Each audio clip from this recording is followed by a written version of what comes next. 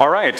Well, thank you for coming in so quickly after a very brief coffee break. But welcome to the second panel. My name is Park Nicholson. I'm the Senior Research Associate at AICGS. And welcome to the panel on democracy and unemployment, retooling a jobless generation in the United States and Europe. Might be interested why we're talking about this subject. Well, AICGS is actually focused on this for the better part of the past year. We've done a lot of research on how European countries are struggling with high levels of unemployment, still nearly over 50% in both Spain and Greece in the youth demographic. And in contrast, Germany has emerged relatively unscathed from the financial crisis in this regard, and due in part to its workforce system that eases the transition between school and work. AICGS has examined what the United States could possibly learn from this. We held here at Deutsche Bank last year a panel on the German dual model of education. We also held a transatlantic dialogue on workforce development in May, and Governor John Engler was a keynote speaker at that dialogue. And we also just underwent a study tour to 4 different European countries in October. We examined the apprenticeship systems there, visited about a dozen employers, several schools, as well as other academic actors in Europe. So why are we talking about this in the United States? In short, to be brief, the percentage of unemployed youth between 16 and 24 years of age is at nearly its highest point since World War II. Nearly 6 million young Americans are disconnected, which is often kind of considered neither at work nor attending school. And at the same time, employers are saying there is a skills gap, that they're not finding the workers with the skills that they need.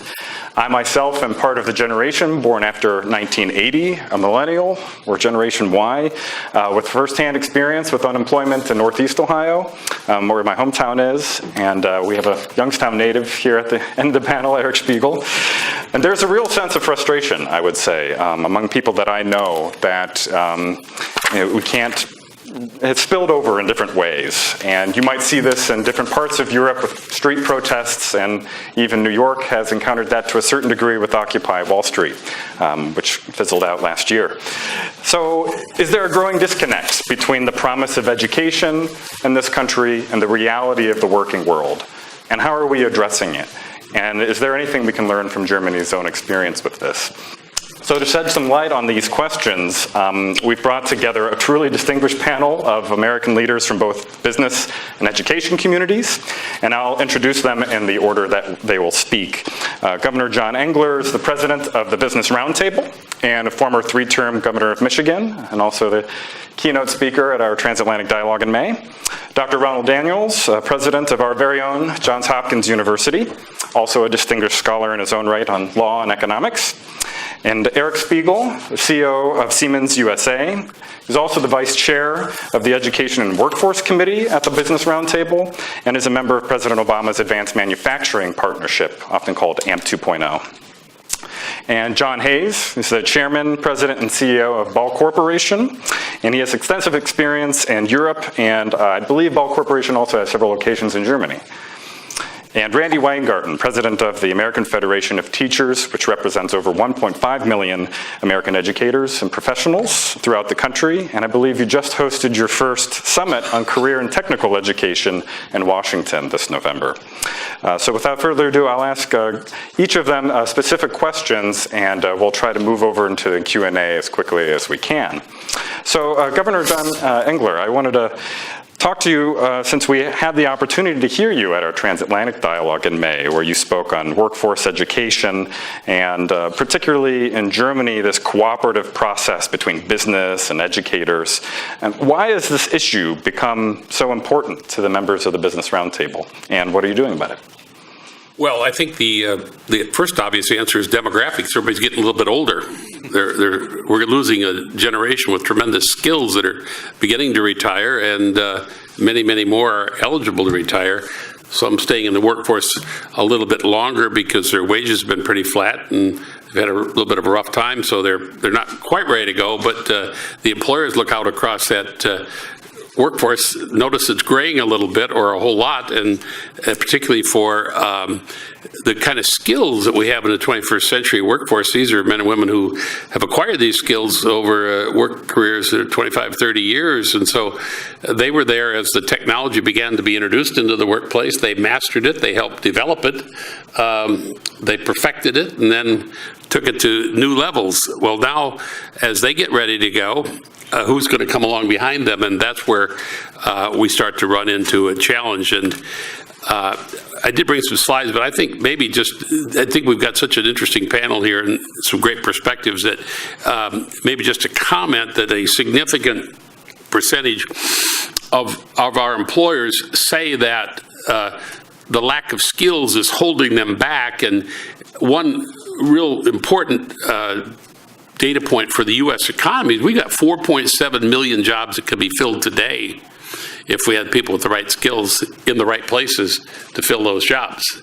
So, and that's another factor is, in an odd way, there's almost less mobility today than maybe we had once upon a time. And so we've got to think about what that all means as well. And then I would say that the thing that's underappreciated, Randy and I have talked a lot about this because I think some of the work that she's trying to lead and advocate for, we recognize that the work is more technical today, but at the same time, the career and technical education we had in the schools is weaker than it was 20 years ago. It almost got phased out during a period when mom and dad were being told, well, everybody's got to go to college. Well, in fact, you can go to college. It's America. We sort of let anybody want to go who can get there. But if you're not going, everybody needs to have a skill. And frankly, for many people who do go to college, they still need to have a skill. And we've lost sight of that. Dr. Daniels, I wanted to follow up with you, since you just heard a business perspective about the importance of educating today's youth. What's your perspective on these issues more broadly, both from a policy perspective and an academic perspective? Thanks, Mark. Let me first say just at the outset how pleased I am to be able to participate in this conference. I know this is now it's more than 30 years that the AICGS has been meeting and holding conferences like this one, and we're very proud of the work that Jack and his colleagues do at the Institute, and it's really nice to be able to be here today. It's a particular pleasure to be here in the company of Jill McGovern, knowing the role that Steve Muller, my predecessor, not immediate predecessor, played in getting AICGS established. So it's really nice to be here today. Let me start off, and I'm going to march through this pretty quickly. The subject really that we're talking about today is a relationship between joblessness and democracy. And I hope, that we don't have to spend a lot of time on making the case, which can be supported both at a normative and at an empirical level, that there is a clear correlation between joblessness and lack of support for democratic institutions. And this isn't terribly surprising. People who are jobless are alienated, marginalized, and, particularly in transition societies, where there is not a strong tradition of democratic institutions and a strong history of democracy, these are people who will, not surprisingly, be susceptible to looking to non-democratic solutions for their deeply felt malaise. So it's an obvious point, but I think it's just worth noting that there's been several recent studies, one, in fact, that's quite interesting, that involved a survey of a data set of more than 160,000 individuals across 69 different states that found clear correlations between support for, or lack thereof, for democratic institutions and one's jobless state. And it's particularly after a year, not surprisingly, of persistent joblessness that people start to ask the hard question, about why would they support an institution, a set of arrangements that aren't delivering for them. So I think that's the easy part of our discussion today. And I will go one step further and say that if one's thinking about the correlation between joblessness and its antecedents, then again, of course, the literature shows very decisively that education is the single most important prediction of whether someone is going to find themselves in a state of joblessness or not. Indeed, we talk a lot about the college premium, the fact that there's a lifelong benefit from investing in college education in the order of 70%. Some argue that it's significantly higher than that. But the fact is, of course, that it's not just about the level of income, it's also about the risk of joblessness. And those people who have higher levels of education and greater level of skill, not surprisingly, are less susceptible to spasms of unemployment. So again, one can see the correlations here. And of course, the last correlation that I talk about is that we do know that democratic institutions, democratic countries are more likely to invest in mass education, which in turn creates increased support for those democratic institutions. It's almost a virtuous circle. So, here we have all the correlations out there.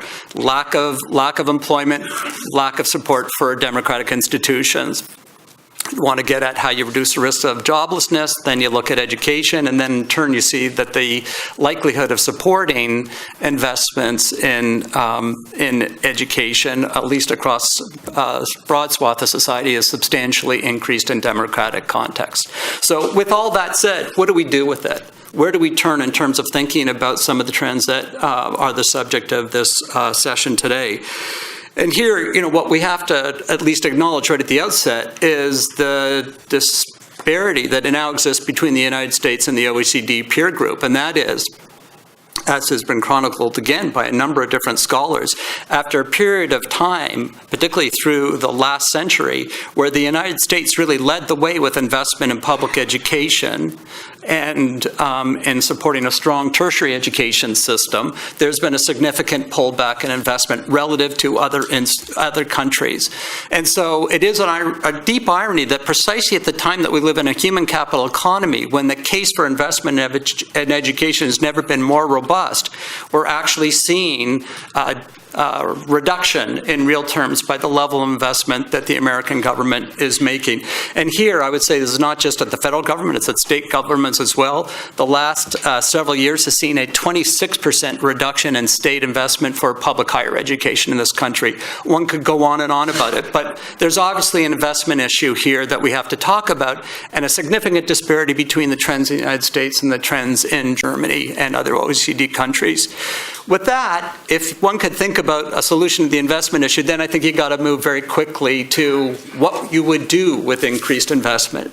And here, obviously, and given again the background papers that Park has done, which are very thoughtful and illuminating, one can't help but be intrigued by the possibilities for apprenticeship. That is to say, in the United States, again, very much out of whack with its OECD peer group. 0.2% of the workforce here can be seen to be an apprentice, versus 2.2 in my home country, Canada, versus 3.7% in Germany. So I think there's clear avenues for work to be done there, although, again, I would caution, there's always a temptation to say, take this instrument that's really worked well in another country and let's run with it in our country.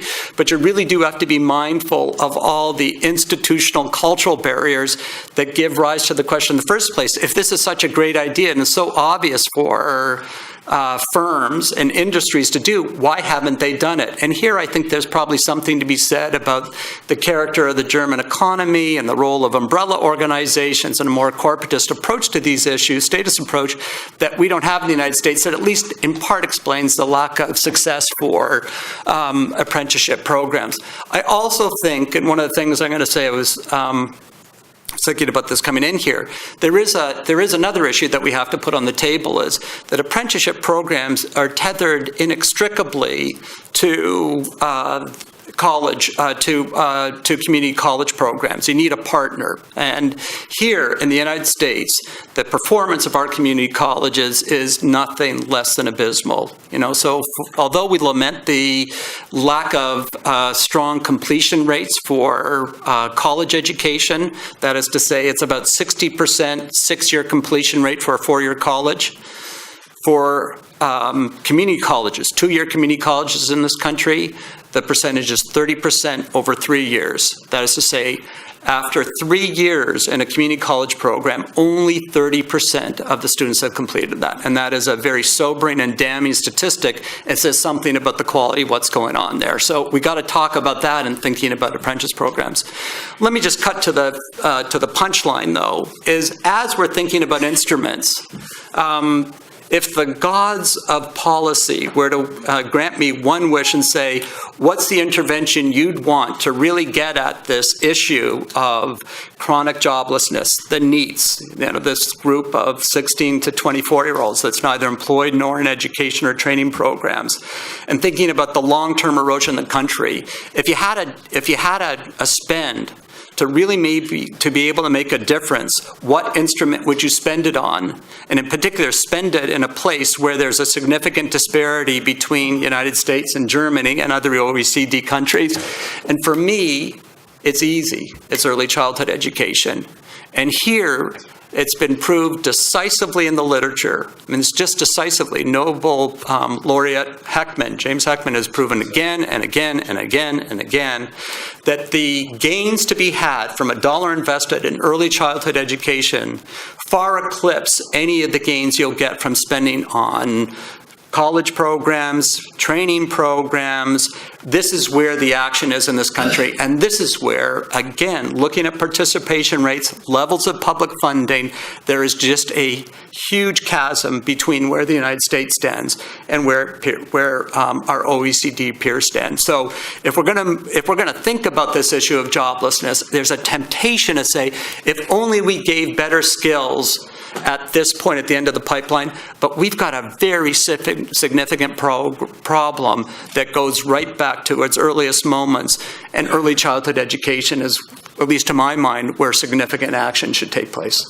Thank you, Dr. Daniels. Mr. Spiegel, I wanted to focus again on the business perspective on this, and I wanted to ask about Siemens' role in the national debate that we've been talking about here, but also as a German company. How has Siemens been able to transfer what it does in terms of workforce education and training and the German context over to the United States? Okay, good. Thank you. I won't spend any time on early childhood education, but I do agree that it's a big issue in this country.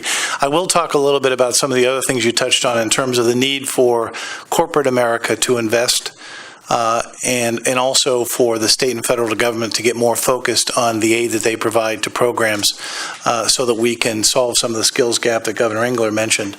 Let me just talk for a minute about the problem that we face and have faced and what we've done about it, and then talk a little bit about what we've been recommending, working with the Business Roundtable and also the AMP 2.0 to the administration and members of Congress.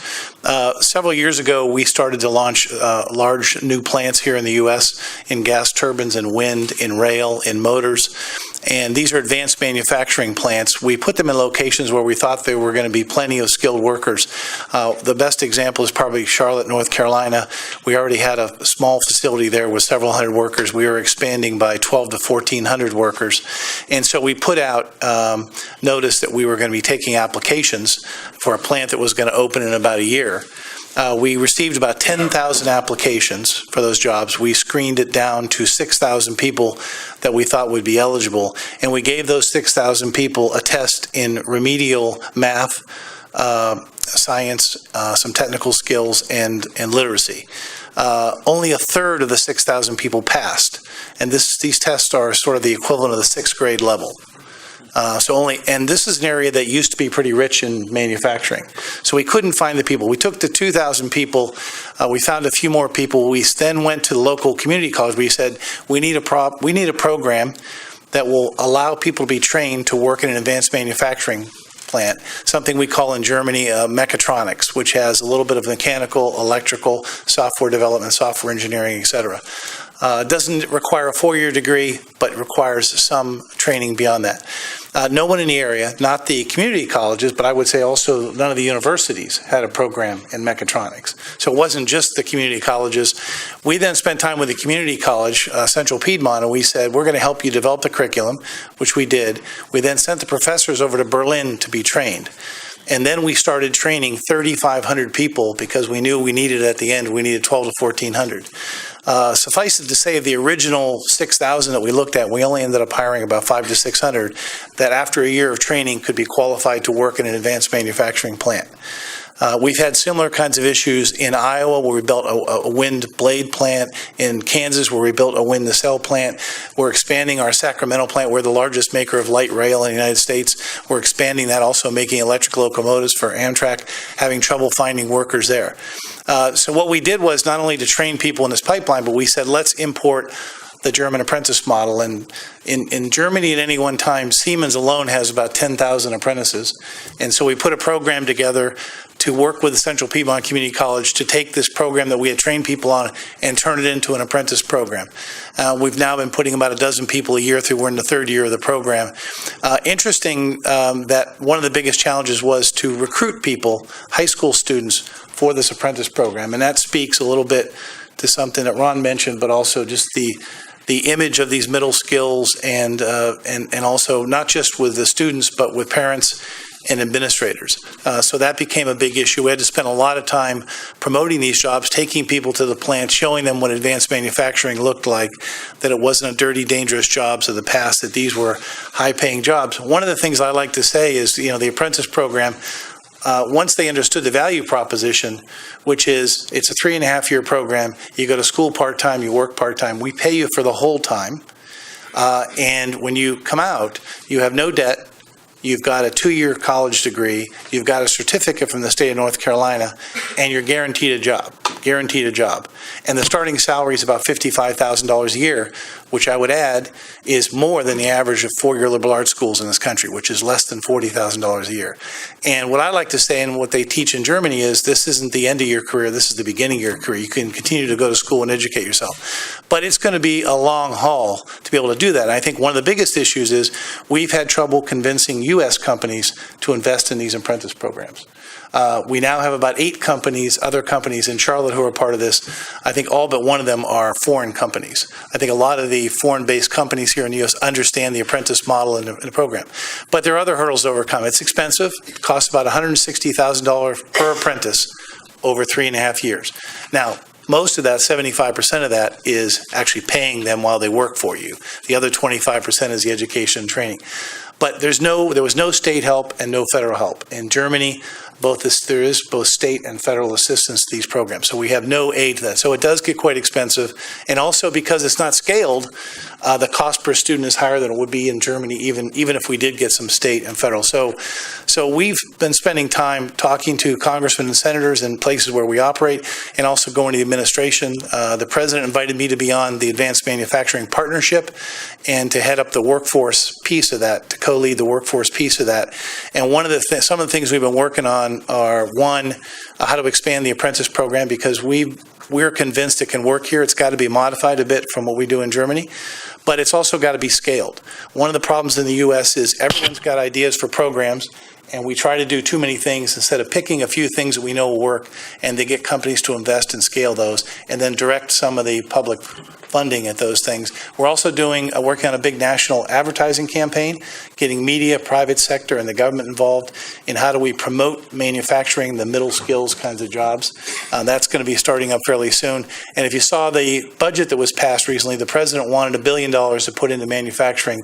I think that only about $300 million got passed. It was part of the Brown bill, but some of that money is going to go toward apprentice programs to help ramp up and expand those. And we committed, along with Dow and Alcoa, to start up new apprentice programs. So we're starting up a new one in Sacramento around advanced welding. We're starting one in Atlanta around testing technicians. We're starting one in Alabama around machining, advanced machining. So we're starting, we'll now have 4 programs going that we're going to ramp up, and hopefully we can attract a lot of other companies to that. But as I said, it's a difficult sell to people because it is quite an investment.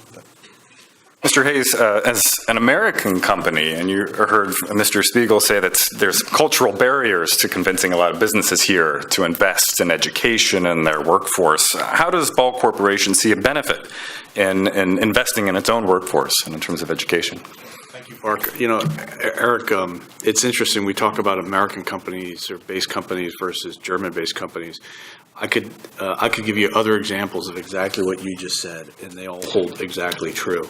You know, with some of my comments, let me take a step back before I specifically answer some of the questions. I think my grounding and our grounding as a company in many ways is really, you have to look to the Mittelstand in Germany, and you think from a economic perspective, you think from a cultural perspective, an educational perspective, you know, the background and history of why the dual system works in Germany, I think, is grounded in those mid-level companies that had no choice. They had no choice but to invest in people because they didn't have the skill sets to get them. You know, it was also, so it's from a technical capability that they had to invest. I think secondly, from when you think about it, many of these were family-owned companies, and they own the town, as I like to say it. And I think that's real important because they gave the people of a town a future, and they looked forward, and so there's a level of stickiness to it. And I think so everything you're going to hear me say is really grounded in that. So why have we focused on making sure that we have the right workforce? I'm going to say something real surprising to you all. It's in our economic best interest to do that. I completely agree with everything Eric said and what the governor said as well. You know, it is very, very, very tough to find the right skilled people.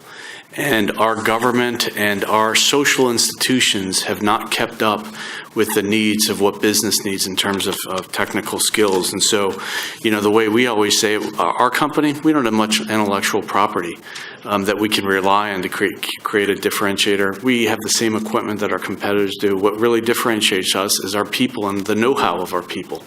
And so we spend a lot of time in that. The second thing is I'm darn proud to work for a 135-year-old company, at Ball Corporation. And I think a lot of that has to do is you create an environment where people want to be around. We just last week, we celebrated a 50th anniversary of someone working at our company, and that's not uncommon. I say that because it creates a wonderful stickiness when you're able to invest in the people and get them to think long-term.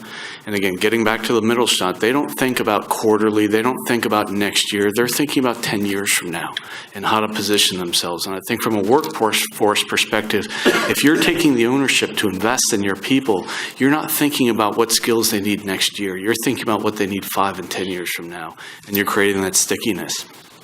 The last reason why we're focused on it, and Park, you said it best, it's we all, as a society, face a tidal wave of retirements. Governor, you said people were getting gray. They certainly are. Those needs of this younger generation are very different than the people that are leaving the workforce because of retirement. And they have, keep it real simple, they want to be invested in. You know, they grew up in a time in the late 2000s when they were out looking for a job and their father had worked for a big American company for 30 years and then was laid off. They went to a 4-year college in a liberal arts major because they were told that's the right thing to do. They were saddled with a bunch of debt and they couldn't find a job. That's the mentality many of the millennials have. And so you have to, there's a two-way street here that private enterprise has to show a level of investment in these people and give them a path forward as well. So what are we doing about it, and what are the lessons learned from Germany? Number one, we can't rely on our educational systems to train our workforce. Yes, they can teach the principles of engineering and the principles of mathematics and the principles of physics, but they can't teach the practice of it. We too, at a much more distributed level, we have 35 facilities throughout the United States. Each one of those facilities is working with a local technical school and or vocational school with internship programs on the 1s and 2s and 5s and 10s. Because we don't have the luxury of scale doing that to have 1 or 2 or 3 different programs in certain areas. And so we distributed it and allow our facilities, whether it's in Findlay, Ohio, or whether it's in DeForest, Wisconsin, or whether it's in Golden, Colorado, to work with those and actually help set the agenda and help set the syllabus for those, because, again, many of these schools can teach the principles of the education, but not the practice of the education. And I think that's where the beauty of having an internship program really works. You know, the other reason why we're doing it, again, is create the stickiness, that we want people to think long-term, and we want people to have this determination. And I don't mean that in the sense of co-determination like in Germany, but I'm thinking about determination that they actually have a say, have a stake in what the future holds for not only them, but the facility in the local town where they grew up. As I said very early on, we want to own those towns. We want people walking around with baseball hats and ball shirts and feel proud that they work for that company that's been around for 20 or 30 or 130 years. And when you're able to do that, you create that stickiness. And then last but not least is because of these millennials, that they are changing, and what their needs are is very different. But two, we need to get back to the fact that you don't have to go and get a liberal arts four-year education to do quite well. Our starting jobs, Eric, are the same as yours, $50,000 to $60,000 base, and you create a runway that gives them great opportunity. You know, I often like to think, and then I'll pass it on, is, you know, over the past, call it since the 08, if not earlier than that, all of our political debates have been focused on the rise and fall of the middle class. We are the middle class. What we provide is great middle-class jobs, yet we don't provide the infrastructure that private institutions need. So at the end of the day, as I said before, we're going to follow our own economic self-interest and create it for ourselves. Thank you.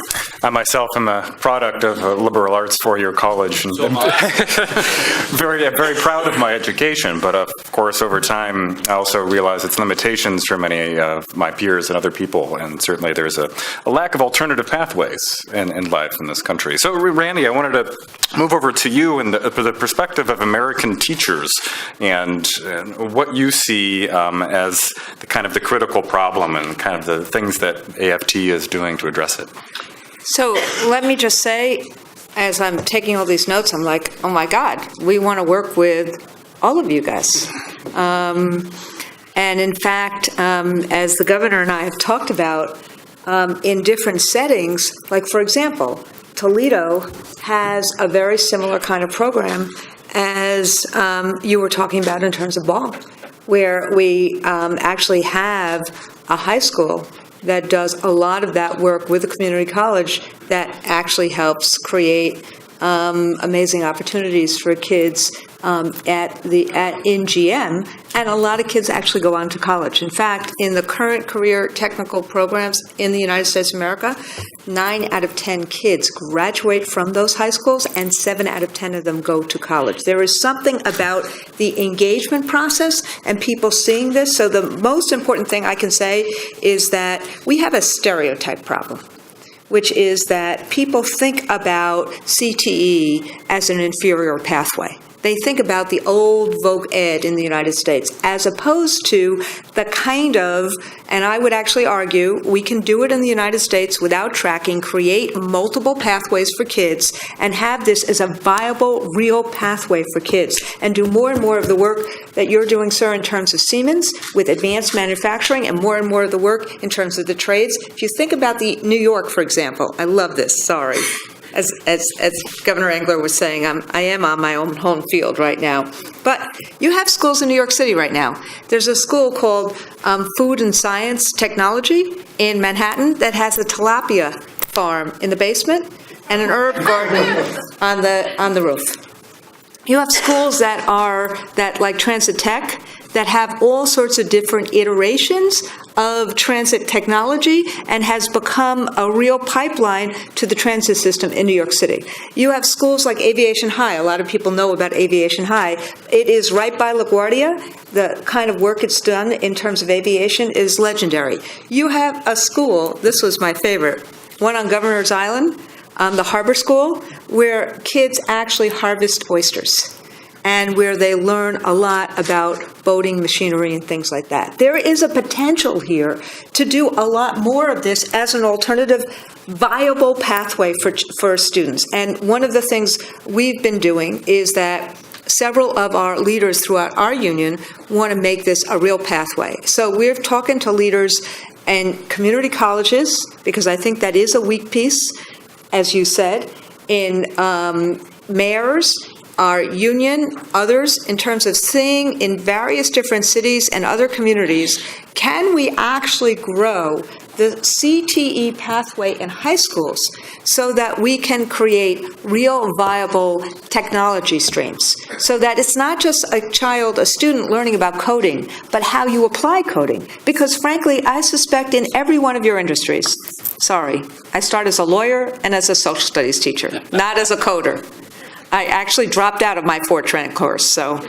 But if you think about how you apply it in 5 or 6 different ways, so that you have some kind of technology certifications of teachers in high schools, so that they can actually then help create skills, applied skills for the jobs of today and tomorrow. And maybe not jobs right out of high school, but a 6-year degree like P-Tech is trying to do in New York City and other places. So all I'm saying is we are ready, willing, and able to want to work with companies throughout the United States and in the world to try to create more and more and more of these viable pathways. And the last 2 things I'll say is the investment is required, because think about it.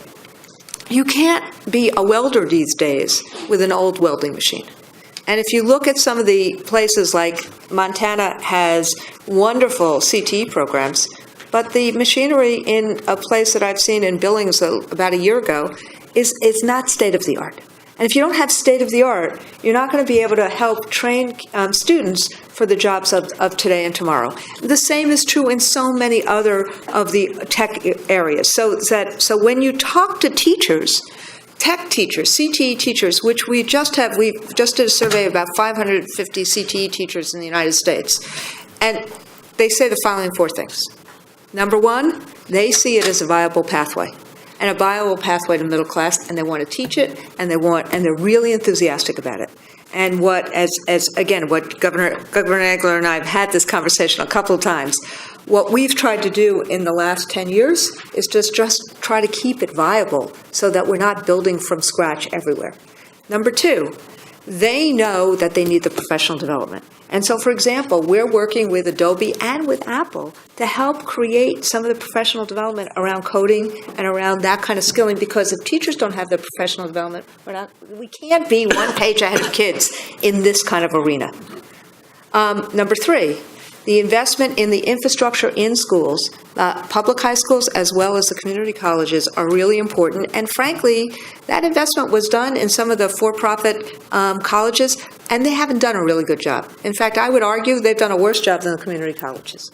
Number 4, what we see all across America, and we've just done a survey in New York City on this, the Chamber of Commerce here, internships, apprenticeships, internships. If we don't do, as you said, the practice becomes really important, and finding a way to coordinate that. So there is a way of doing this. We see a bunch of schools that can, but we have to actually scale it up and sustain very viable models throughout America. And then we can actually also, I think, last thing I'll say is, it will change the nature of the dynamic between business, public education, and labor if we work together on all of this. And that's what we talked about at the task force, or at the summit we had a couple of weeks ago. Great. Thank you, Randy. Governor Engler, I wanted to get your response from what you've heard so far on the panel, and what you think is the single biggest barrier in the United States to an expansion of programs like this and programs that businesses need. Well, my response is that what we've heard today is very consistent with what I think needs to be done, and a couple of things just to reinforce. We are doing, and I like to say about public education, I think we've solved every problem that we have in public education, and you probably could say in workforce skills and training as well, somewhere in America. We just don't replicate our success very effectively. And so we've got models out there, and I would say that this is a case where we need to replicate the kind of programs that work rather than go off on some quest and a new study and a new adventure to design and discover something new. We actually did this at one time quite well in the past, and we need to go back that way. I think that the one thing that I've suggested maybe is a way to capture this is that, and Randy knows this well from her education work, but we have something in this country called an IEP for a student in a special education program, a student with particular disabilities that fits that eligibility for those programs. What we really need is an IWP for these kids, an individualized work plan where we have a conversation at some point, whether it's in 8th grade or beginning 9th grade or maybe even earlier, but at some point say, what is it, young woman, young man, you wish to do, and how do we get on a plan? And something else that's been said a couple of different ways is that it is a knitting together of the different assets that we've got. There are in some cases excellent facilities in a community college, and the high schools aren't using those. And we need to figure out how to link up all of these systemic things so that we are able to invest in state-of-the-art equipment. Ultimately, programmatically, we spend a lot of money on what we call workforce training, but we would envision a world where that training would be done for programs only that have at the end of them some type of certification, and that the trainer gets paid when the certification is achieved, not the front end for the enrollment of the student, but at the back end coming out qualified and ready and able to go to work. That would up the ante a little bit, and whether those are private educators or public educators, that gets the bar higher where we need to go. I think there's another thing that business needs to, and some of this is I'm reporting on some of the work that Eric Spiegel's been leading at the Business Roundtable is chair of our workforce effort. But one that we've also looked at is a role that industry has to play. And I think being much clearer to the trainers of America and the teachers of America, what are these skills and competencies that we have to have? Because I think there's a bit of a mismatch out there in terms of understanding. As Eric used the example of mechatronics, I mean, for many, they say, what is that? What are you really talking about? And there are all kinds of new careers and competencies that are careers available, competencies required to succeed. And we need to be able to explain those better. And I think industry recognized certifications are part of that. And again, this is something where there's a lot to be learned from the German model, where the German chambers of commerce at the sort of at that lander level are the ones that are out there, involved all the time with this defining. And you see certain credentials dropped because those have declined in need. Others being modified because the skills required are changing, and others new being created because there's now something that wasn't there. We don't have anything comparable to this, and one of the projects we've also had that is we're excited about is a more effective labor market analysis mechanism in the United States. We really don't know what is it that the market wants. There's no way to get that is business input. There's no way to assess, and I think that matters a lot in terms of being able to tell people what is it you ought to be thinking about, and that is something that again, for all of the money we invest, this is a fairly modest investment, we believe, but something as we've studied across the country and tried to find the best examples of that, nobody's doing this very well, and that would be mightily important, I think, at the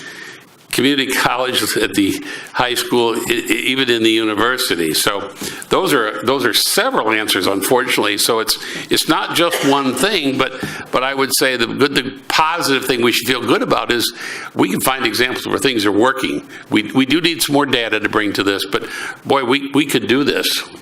I want to take the last 15 minutes, unless there are immediate responses from the panelists, to open it up to questions in the audience. And first, the gentleman over to my left. One observation, and that is the business people and the people from Germany actually talk about a different thing than the American educators, because the German model works because both sides have to let go. because the students are not always trained in schools, and they're also not always trained in businesses. And sometimes the businesses and the schools are quite at loggerheads at what the students should learn while they're not in their location. And what I can see is as the real stumbling block here is that the American education institutions want basically a better, more focused teaching, which will work as long as there's money. 10 years from now, there won't be money. The equipment will get outdated again. And I think the real strength of the German system, and I think that's what one should really work for, is precisely that cooperation, which makes it quite impossible for one side to go it alone. And it is a huge stumbling block. It's difficult, but I think in the end, it leads to a lot more strength than if you just sort of have these individual columns that sort of try to take care of their own businesses. And that also means that the businesses can still have sort of this colonizing and extractive mindset, saying, we'll take the resources that we can get, and if you can't give them to us, we go elsewhere. Randy and Dr. Daniels, how would you respond to that, this crucial role of intermediaries and education institutions in this mix? And do you see it as very siloed in the United States? So, yes, it is very siloed in the United States. And one of the things we're looking at is to actually figure out a private way between our chambers of commerces and some of our community colleges and public education systems and mayors to try to create the intermediary organizations that we see in Germany and in Switzerland, and try to see if we can create that alignment in a metropolitan area here. Because you are right, the notion of collaboration as a key tool in the United States is not something that we have adopted very well. We're in silos a lot, and I often tease that we're more about John Wayne than John Dewey in terms of the United States education system, and I'm more Dewey than Wayne, sorry. But I do think we have to learn that skill, and to the extent that we do and have the alignment, it's going to mean something very meaningful. And frankly, that's what a public good is supposed to be. A public good in terms of public community colleges, public institutions, is supposed to be aligning to try to create more and more public good. One place that this won't get fixed is in Washington. I will say that. That's probably important to put that on the record, because I think the drivers, I agree with what Randy just outlined, and the question's a perceptive one. The state's governors are probably going to be the biggest drivers out there, because this is a fundamental tool for economic development in any state. And the state that figures it out first and best is going to be, and this is where John Narrett can weigh in, because they've had to make location decisions, and this goes right to the top of the list. And the governors increasingly are aware of the fact if they can get this right, it doesn't matter. The tax incentives don't matter. You can have, it could be free, but if you don't have workers, you can't make anything. And so, just give you a real life example here and now. We're actually making a reasonably large investment in the state of Texas, and we could have gone elsewhere. And they were more than accommodating. And in terms of a 15-month lead time, we're hiring 100 plus more people. First 4 months of the people, we hire them 15 months early. The first 4 months was classroom training, and these are technical jobs. Classroom training, and then the last period of time, we're actually shipping them off to other facilities that we have not only in Texas, but outside of Texas, to take that theoretical application and turn it into practice. And the amount of help that the state of Texas is giving us in terms of that, and I'm not just talking economic help, I'm talking about clearing out the bureaucracy to allow us to do that. That was a key determinant on us making that investment in the state of Texas. It's I really like the drift of this conversation, because again, when I want to echo what the governor said a moment ago, I think it's just inconceivable that if you're looking for the institutional preconditions that one would take from Germany in terms of different traditions around the role of umbrella industry organizations, different role for unionized labor, the interactions, the mechanisms, how these two different bodies talk to each other, the role that the federal government plays, and so on and so forth. I think think it's a very long putt to imagine you're going to graft all that into the United States. And again, we should be mindful of the fact that what is a disability in one area in terms of certain institutional arrangements becomes a strength in another area. That is to say, that we talk about some of the rigidities and failures in Germany in terms of having, a much stronger set of intermediate organizations in contrast to the United States, where, of course, we see there's just much greater fluidity in labor markets, which in some contexts is a weakness, but in other areas is a real strength. So here, I think all the action has to be at the state level. And what I think is really quite striking is and this is in a different context, but when you look at the theory around the formation of industry clusters and the considerable effort that state governments across the United States are making in trying to figure out what is the algorithm for getting their Silicon Valley in their state, how do you do it?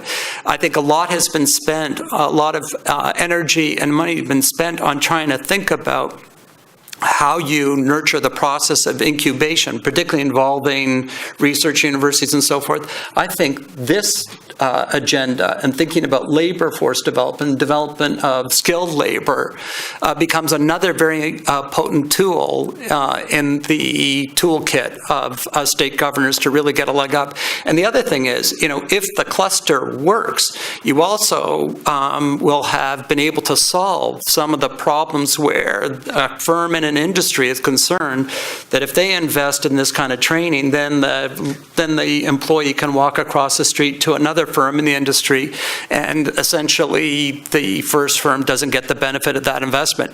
If, again, you can do this at a state level where there's a significant cluster of industrial activity in the same area, then you start to solve that problem. So I think it's all very promising.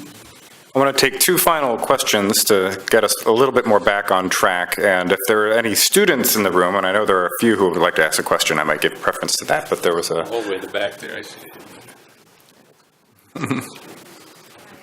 Nina Lemmes from the German Academic Exchange Service, and this is a question to President Daniels.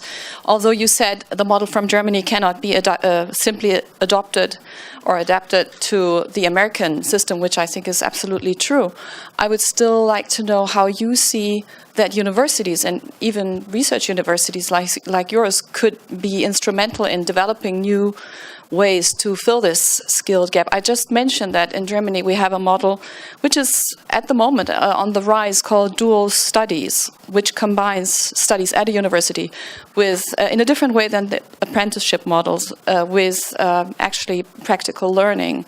And so the students are employed by a company and at the same time enrolled by a university, and it seems to be working quite well. I don't know if this is something that might be also interesting for the United States. It's a bit like a co-op, but more work parts included.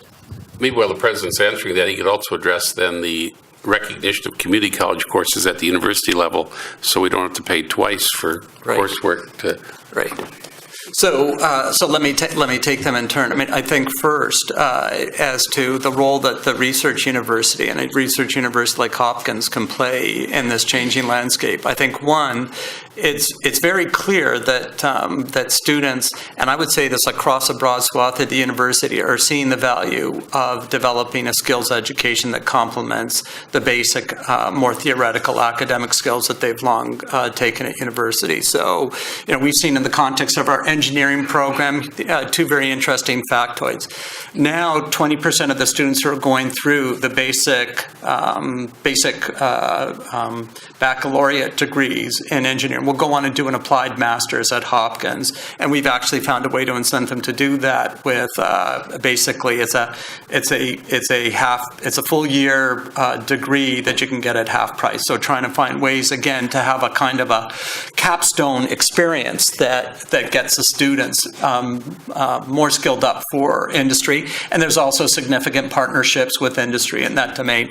The other thing that's happening, and again, I want to be very sensitive. The focus here is on manufacturing and how we ready students for that workforce. But, another way in which students contribute to the economy is going out and being entrepreneurs, which again has been one of the extraordinary contributions of American higher education. And here, again, looking back at this engineering class, now about 35% of the students who are in our engineering program are actually doing a minor in entrepreneurship. So again, I think it's another way of filling out the skill set.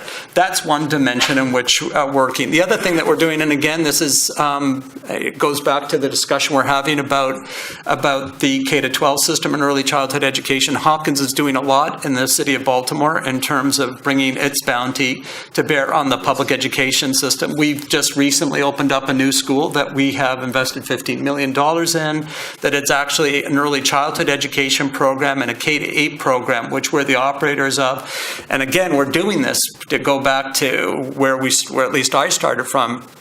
It's going back to this community college problem. In the city of Baltimore, the main community college is a Baltimore City Community College. Of the students who come into that community college each year, 94% require remediation before they can even start to get skills training. So again, we still have to, this is a wake-up call from Houston. We still have a problem in that K-12 system, early childhood education, that we have got to solve in this country, and particularly in places like Baltimore. When then you add to this, the incendiary brew of minorities and the disproportionate impact. So we're working a lot in that domain. And then we're doing things with STEM instruction and STEM development at various schools. I think we're close to the point where we're going to actually take on another school, which we're going to build an engineering type program, very much on the model that Randy mentioned a moment ago, where we're going to try and incorporate skills development into a basic, into a K-8 context. The Governor, you asked about what we're doing about articulation agreements. We have a few at Hopkins. I will say what's been really striking when I look to my AAU presidential peer group, they're moving very quickly to understand this, this issue. And it's not just that this is the right thing to do in terms of finding pathways for kids who are in community college programs into university and alleviating the double burden. But more than that, it is a great way to find fabulous kids, and particularly kids from lower socioeconomic backgrounds who would not have otherwise found their way to university. And I think this has turned out to be a very promising pipeline. I was just talking to the president of UCLA, who was saying this has been basically a treasure trove for him in terms of the students he's identifying. So I think that's also part of the way in which we can improve our game. I think that's absolutely right. Randy and I and the Business Roundtable, our CEOs here with me, have been very vested in the idea of higher standards across the board, and a higher standards movement used to be called Common Core. Now every state's kind of naming it after themselves and calling it the ex-state higher standards. But the idea is, and this forum couldn't be a better place to make the point, is that the competition is not with the school across the county now, it's the school across the globe. And so even as we've made improvements in U.S. education, I think it's been pointed out here today, the gains in other places have actually been more rapid. And so we've got to pick up the pace, and part of the way you do that is you tell people what are those expectations, but then make it possible, if young people are meeting them, to move faster. And that's why this is so important. And I do believe you're going to find a diverse student population who may be economically disadvantaged but academically able, that could really step forward.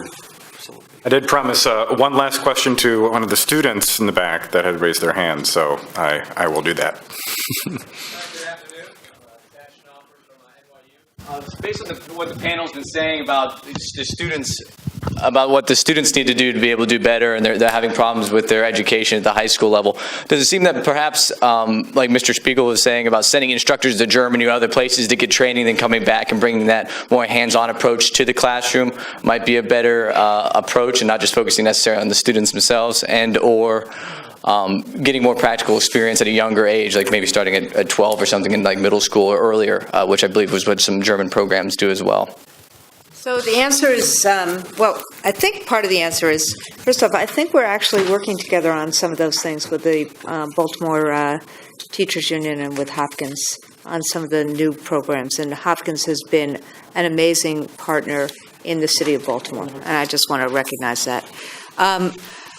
The teachers will tell you, first off, CTE, part of what we had to do is also make sure that these pathways survived a period of time where there was a sense that we weren't giving a good education unless we got everybody to college, as opposed to thinking about, again, choice for students, viable other pathways, including career and technical education. That's why no one even calls it vocational ed anymore.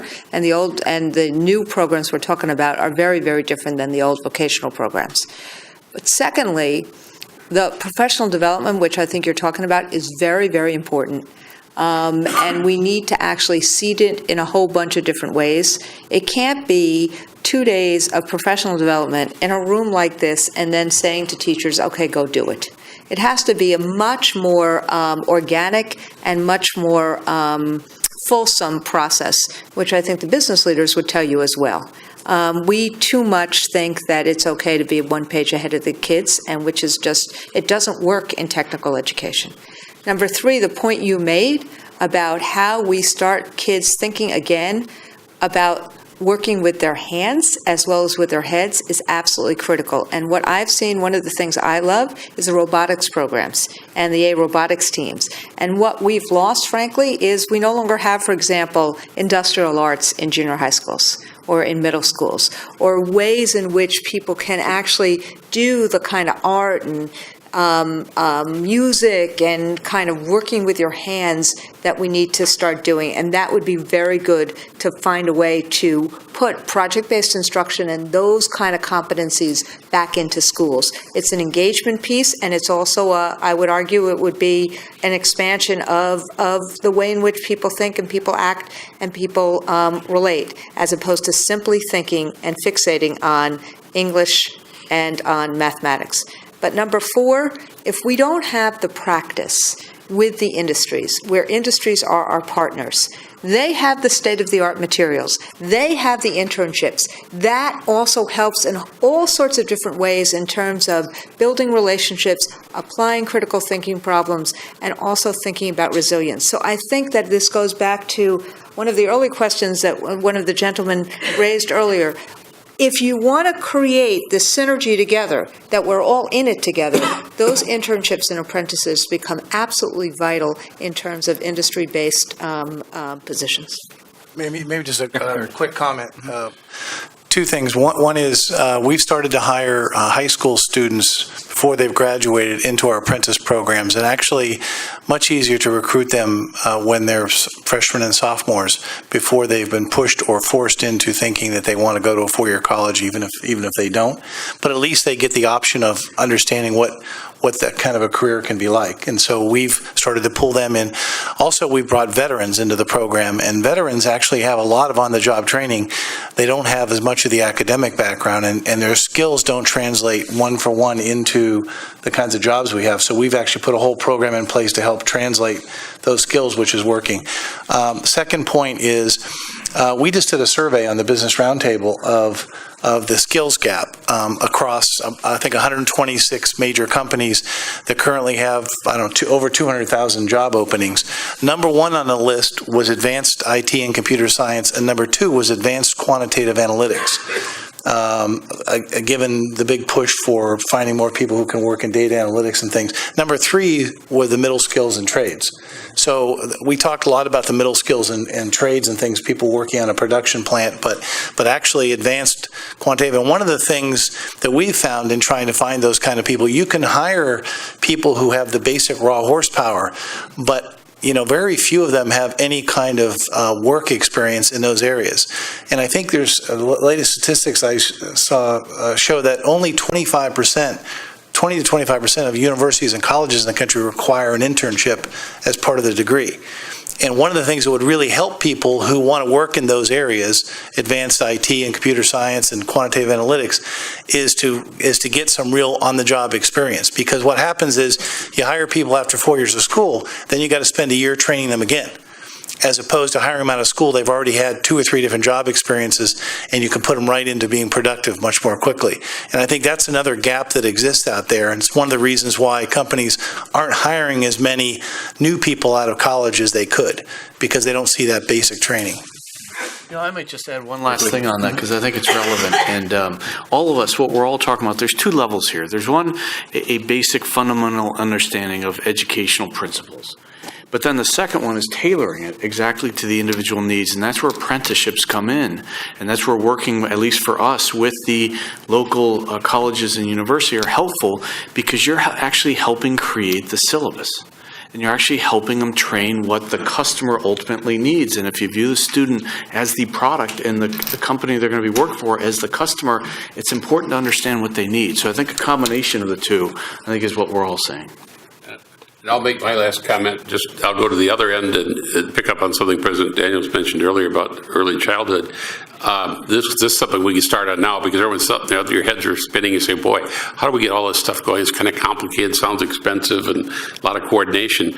But the one thing we could do that will help in the pipeline is at the front end, is that one way to evaluate the success of our early childhood programs is to make sure that when a child reaches the end of the 3rd grade, they're reading proficiently. And so that one little measurement, and that we can start on today, because we know how to teach reading in America. We just have to accomplish with all populations, all communities, everywhere in America. So 100% reading, let's get that done, and then they'll be ready to do all these other things as they come along. And just to indicate there is a bit of a challenge, the NAEP sampling on that is that 2/3 of kids at the end of 3rd grade are not reading proficiently in America, 80% in poverty areas. It's the whole notion of, I couldn't agree more about the whole notion of early childhood. I think what tends to happen is I don't talk about it as much in other forums, because we also have an obligation for what happens for everybody, every child in America who's in the pipeline right now, who is past, age 3, 4, and 5. But if we can actually invest in early childhood, I think right now, I was at the White House Forum last week on the Summit on Early Childhood. I think right now the newest research says that for every dollar invested, there's $8 that are saved later on. So in terms of return on investment, it's huge if the programs are really good programs. And if there's high quality teaching going on, and if the programs also are dealing with issues such as custodial care, because child care for most Americans right now is becoming a big issue. So many of us will talk about all-day pre-K, not an hour or 2, but all-day pre-K in a high-quality setting. And that can be incredibly helpful. And then this whole point about reading, learning to read, and then reading to learn, I do think we have to get back to some of the things that we've learned from Hopkins and from other institutions about how effective and important it is in terms of helping all children, as Governor said, learn to read with proficiency by grade 3. If we did that as well as early childhood, we would single-handedly turn around lots and lots of achievement issues in America. Just a last point, I'm thrilled at the convergences we have around a number of these issues, but particularly early childhood. But here, I just think to put a very sharp focus on this, and Randy, I agree with the numbers that you've identified about the returns to investment in early childhood education. But here's what's really striking. If you look at the gap between the least advantaged members of our society, the inequality gap, and the average American, 50% of that gap can be tied to lack of investment under the age of 18. And here, what's really striking is, where are we today in the United States? 70% of 3-year-olds in OECD countries are in an early childhood education program. In the United States, that's 38%. So that's just, again, and if we don't get that right, then everything, as the governor said, everything that follows, performance in K-12, ability to perform and stay committed to tertiary education, skills development is compromised. Right. So It's all part of the life cycle here. With that, we'll close the second panel and move right into the third panel, moderated by my colleague. 10-minute break.